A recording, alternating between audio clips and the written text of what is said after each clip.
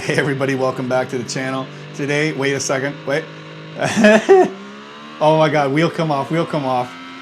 Holy shit. Yeah, anything over 9,000 in second gear, that wheel comes right off the ground. Okay. Okay. Today I want to talk about something that can completely change how your motorcycle feels, both on the road or on the track. I'm talking about the BT Moto Stage 1 ECU Flash. So let's take a little rip down Shawnigan Lake Road here, and I'm going to tell you all about this little flash and what it's done to this bike, and maybe you can use this information to decide if you want to use it on yours. So if you're not familiar, don't worry. I'm going to break it down in really simple terms. I'm going to explain the changes that were made. I'm going to talk about some of the dyno results, and then I'll wrap up with a little chat about the suspension differences, because I don't know if you knew this, I had an R model for about 3 or 4 months, and then this Moto2 became available, so we traded up. So I've got experience with the stock base model bike. My loaner bike in between was a 2023 RS. So I've got experience on all 3 trim levels of this motorcycle. So first thing first, what even is ECU tuning? I've had like 6 motorcycles and I've never tuned anything. So I was clueless about this. But the easiest way to think about it is the ECU is the brain of your bike.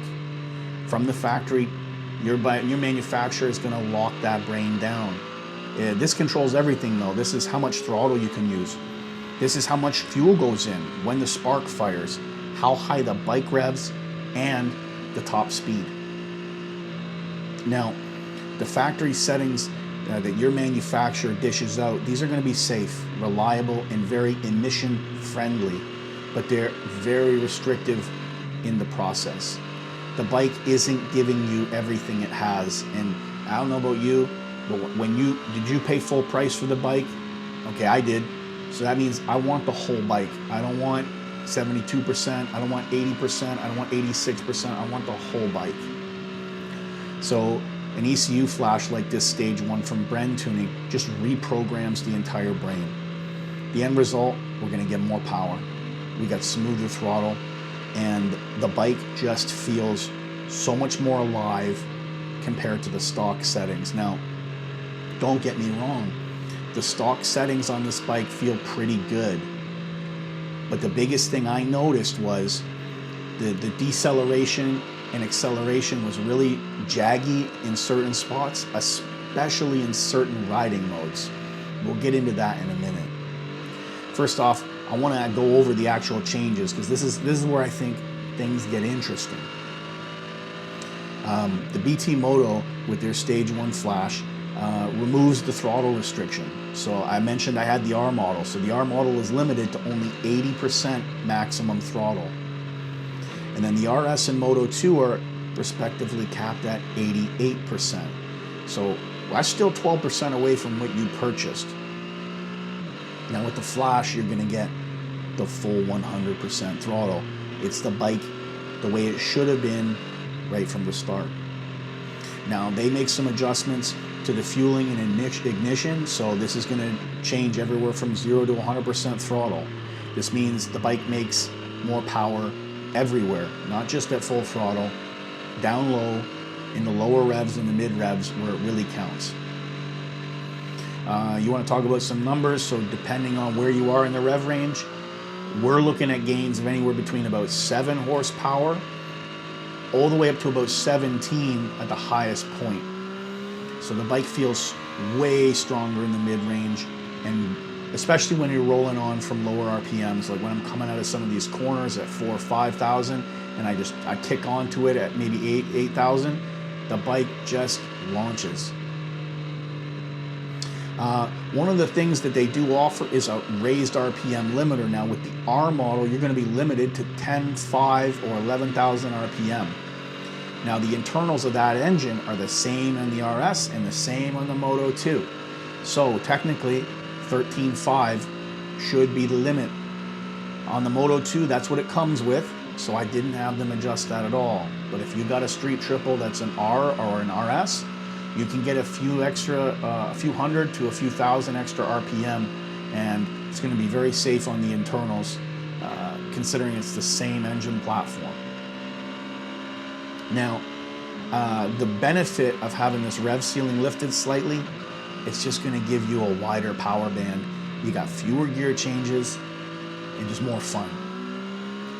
Now, one of the other things is the top speed limiter was removed, so the bike can actually stretch its legs now with no artificial cap.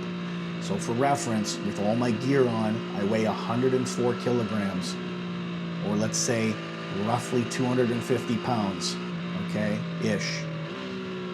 This bike, I tested it on an abandoned airstrip about 130 kilometers outside of town, okay, up island. And we got it in a small area that we had to test it in. You can get this bike consistently up over 235 kilometers an hour, which is plenty fast in a straight line. Of course, that's not what we bought the bike for. This is no drag bike. We're not going to try to kid each other here.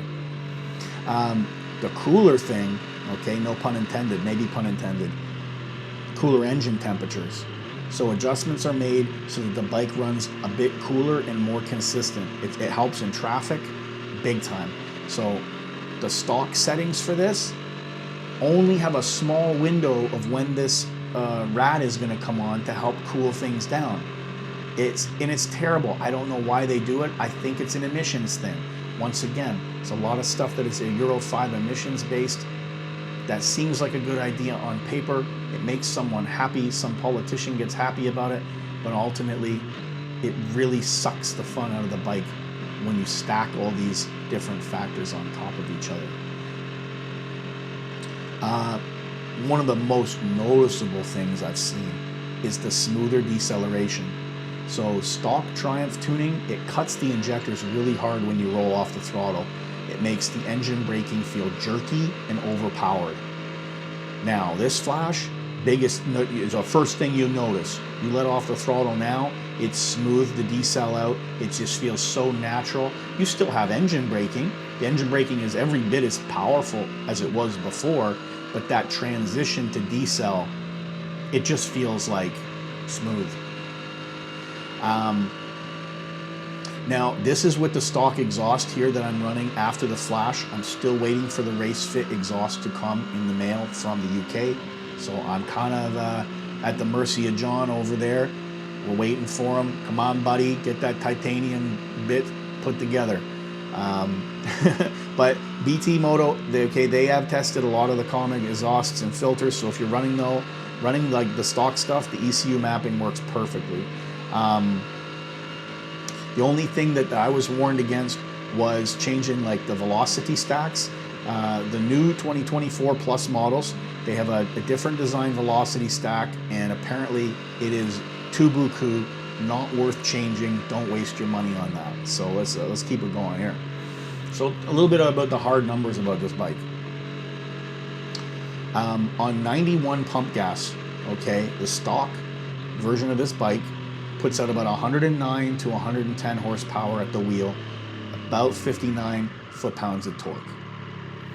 With the Stage 1 Flash, we're looking at about 122 to 124 horsepower at the wheel and about 61 pound-foot of torque. Now, we're talking 12, 13 horsepower at peak, but the crank numbers is, remember, you're going to say, hey, but didn't you say 7 to 17 horsepower? I did.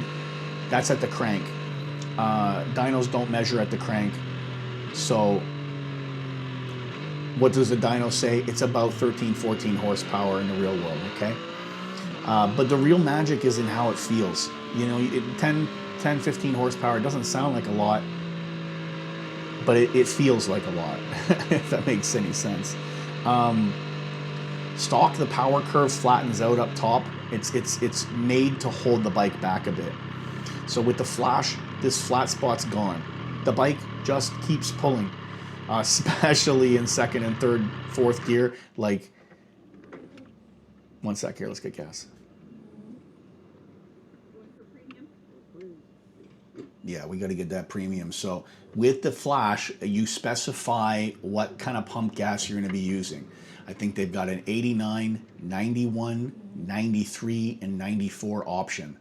Now, I have access to 93 and 94 around town, but 91 is way more consistent, so that's what I went with this tune. That's what I was running with the bike anyway. Let's see if we can go stick this back in the hole. It's been ages since I used an old school didgeridoo like that. All right, let's pay. Let's take the gloves off, get a little card action going here and pay.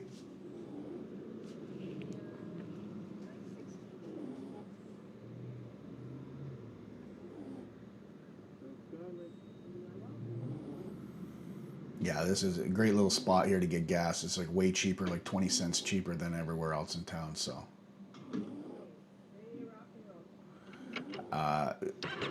One of the biggest gripes I got about this bike is it always defaults back to road riding mode. I really wish it would just stay on the last one. I've got a rider mode set up where I have a few things adjusted. That's where it feels best to me.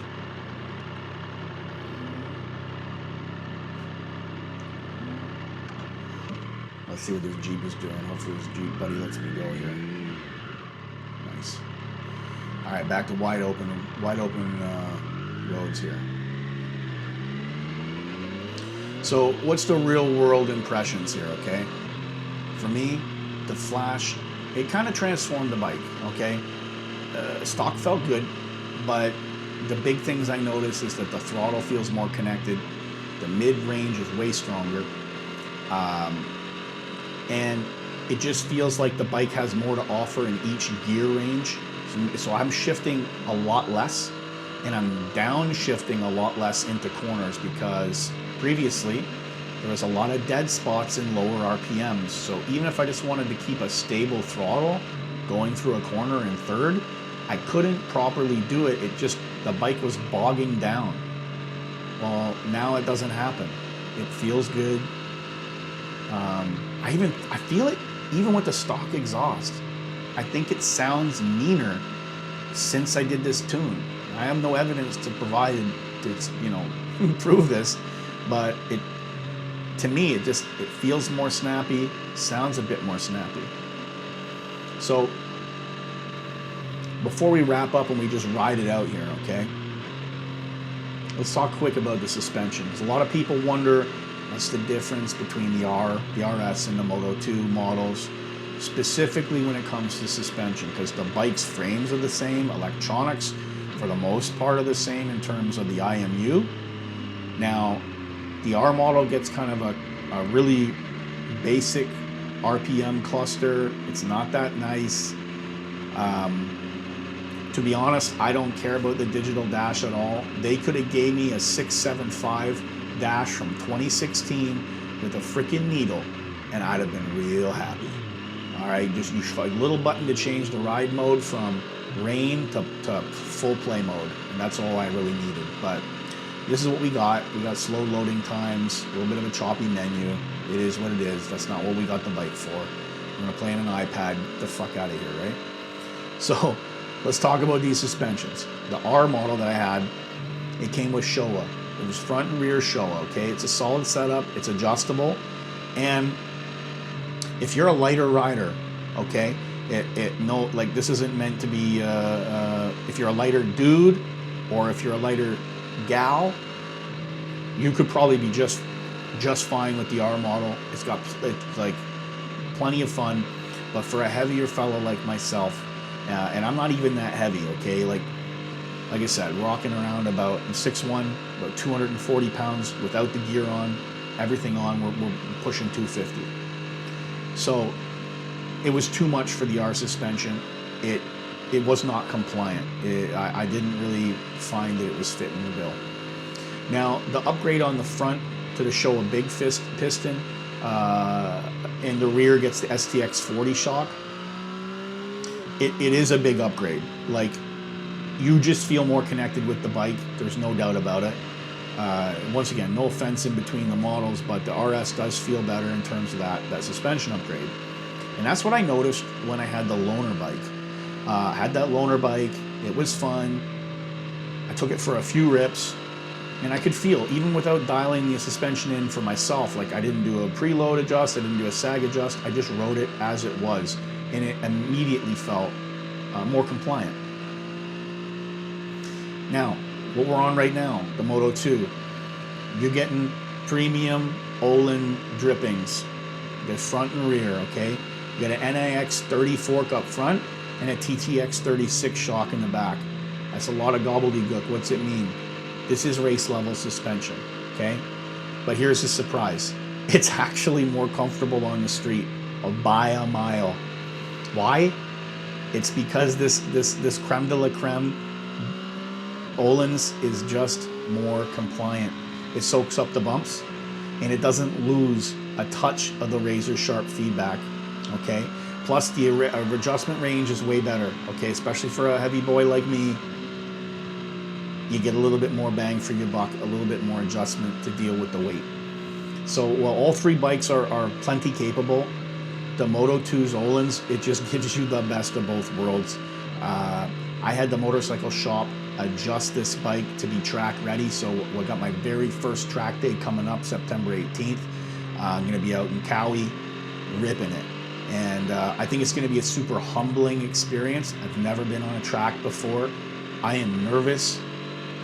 I am very nervous because I've seen other people who are seasoned riders who have been on track multiple times, and I feel like I'm gonna look like a fucking idiot. And I've come to terms with that. I'm gonna probably suck the first time I'm on the track, and I'm okay with that because I feel like everyone's got to start somewhere. And my biggest downside is through the streets at a, we'll just say a spirited pace. I ain't got no problem hanging out. But as soon as we got to get that bike tipped over, probably past about 20 degrees lean, there's something in my body that just says, don't do it, don't do it. So I don't do it. I don't know what the limit of this bike is. and I think the streets are not a good place to find out the limit. So we're gonna take it to the track and we're gonna find out there. So let's sum this up here. Bren tune, stage 1 flash. This thing comes with a freaking handheld, okay? It comes with this little unit. It's super easy to do. Took me about 15 minutes to flash the ECU, okay? It takes them about a day to get back to you with the new file that they modify. And then it's about another 15 minutes just starting and stopping the bike, following the instructions on the screen. The order process was quick, delivery was quick. I would definitely recommend the handheld unit because this way you can put it back to stock if you ever feel like it, if you're selling the bike, trading the bike, and you get to keep that handheld if you wanted to use it in the future. I can pretty much promise you, if you do this to a bike, this is a dangerous slope because you're never going to just ride it stock again. You won't want to once you can feel the differential. So this has really made this bike feel like it should have been. You combine that with the suspension. This package is really hard to beat. I'm gonna sound like a diehard Triumph fanboy here, but I think this is one of the best middleweight bikes. It's certainly a contender. I think there's a lot of great bikes in this category. For me, this is just a flavor of ice cream I enjoy eating. If your mileage varies, if you like a different flavor, brand, color, the more power to you. I just, of course, wish you safe travels when you're out there riding. Now, this truck, he wants to go. He's going. He's spirited for a Ford F-150. Let's find a little spot here. We'll show you. Like I said, I'm not even going to come on to it right away. I'm gonna ease it up. Let's go in third. Ease up, and then we'll give it a little tap. All right, this one's for Chubbs. Just tap it in. Now we got to find a safe spot though. Let's give it a quick second here. Okay, yeah, here we go. So you feel? All right, let's kick in the power band. Ba-ba-ba-boo. Ba-ba-booey. Okay, yeah, it's just got a good feel to it. Like, we're not maxing it out. We're not pushing it any harder than we needed to, but it gets the job done brilliantly. The bike just feels super, super tight now. Couldn't be happier. We've had some really good weather this summer. You know, we've got about 10,000 kilometers put down range on this motorcycle in the last 4 months. So it's been a blast. I'm going to keep blasting, keep riding, keep practicing. Every single time I'm out here on the roads, I'm just trying to be smart about my lane positioning. I'm trying to be smart about how I'm taking the corners. I'm trying to learn to corner better. I took a big break from riding for about 3.5, almost 4 years. And the reason was, it was personal. I had some medical problems that were pretty severe, and it limited my mobility, my movement, my whole like neurological function was real messed up for a couple years there. So I finally got that stuff sorted out. Here we are back on the road. So, you know, don't make any excuses. If you used to ride, you get back out and ride if you still can, because you're going to regret it if you can't. I can firsthand tell you, the whole time I was laid up and injured and I couldn't ride, I couldn't do anything, man, I was not happy. I was not living my best life. We only get one of these things, so no one makes it out alive. You might as well get out there and enjoy it. But let's just do, before we sign off here, let's just do one little pull. I'll show you. This is, you know, we'll do one little pull on the motorcycle here onto the highway. And we're once again, we're not even going to full throttle this out. We'll just, let's go to about 75% here. Let's see what it feels like.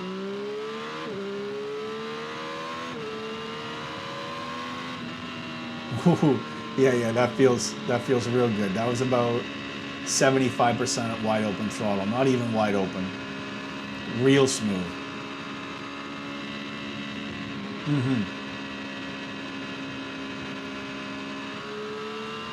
Yeah, that's just screaming. It sounds like a real angry sewing machine at this point. I can't wait to get the new exhaust on. All right, let's skip ahead. The boring highway driving is terrible. We're back in town now, so.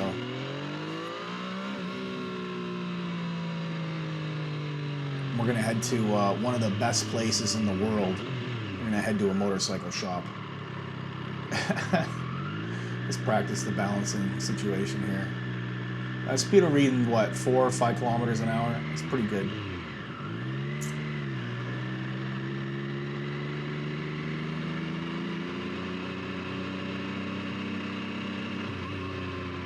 Here we go.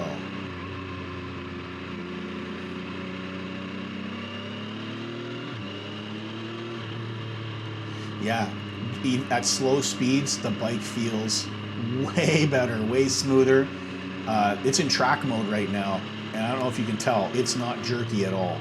There's no fueling issues. Those have been resolved. This bike lives in this mode now.